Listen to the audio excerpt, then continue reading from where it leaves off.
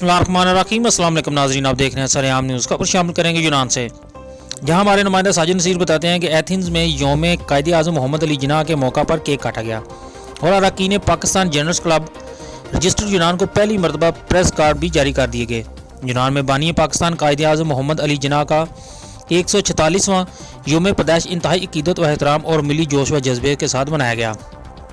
इस मौका पर एथेंस में पाकिस्तान जर्नलिस्ट क्लब रजिस्टर्ड यूनान के मरकजी दफ्तर में एक तकरीब मुनक्कद की गई, जहां यूनान में बसने वाली सहाफ़ती बरादरी ने कायदे आज़म मोहम्मद अली जिन्ना के यौम पैदाइश के मौका पर केक काटा और बानी पाकिस्तान को इनकी ग्रां कदर खिदमात और बरे सगीर के मुसलमानों के लिए आज़ाद और ख़ुद मुख्तार वतन की जदोजहद के लिए शानदार अल्फाज में खराज अकीदत पेश किया।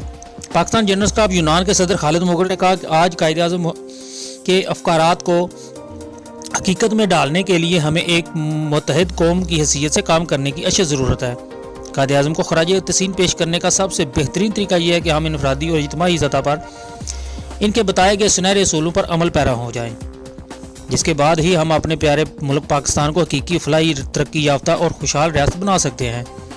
हमें अपने अजीम लीडर कायदे आज़म के विजन को हकीकत में बदलने के लिए एक कौम की हैसियत से काम करने की ज़रूरत है, ताकि अपने मुल्क को दुनिया में इसका हकीकी मुकाम दिला सकें। यौम कायदे आज़म मोहम्मद अली जिन्ना के यौम विलादत की इस तकरीब में पाकिस्तान जर्नलिस्ट क्लब रजिस्टर्ड यूनान की 17 साल तारीख में पहली मरतबा सदर खालिद मुग़ल की ज़ेर सदारत अरकान क्लब को प्रेस कार्ड्स भी जारी कर दिए गए हैं।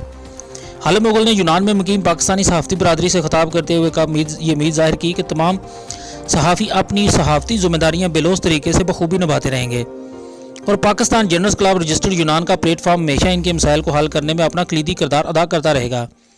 पाकिस्तानी मीडिया यूनान में मुकीम पाकिस्तानी बरादरी की आवाज़ है। उन्होंने यूनान में मुकीम पाकिस्तानी क्रिश्चियन बरादरी और क्रिसमस की भी मुबारकबाद पेश की।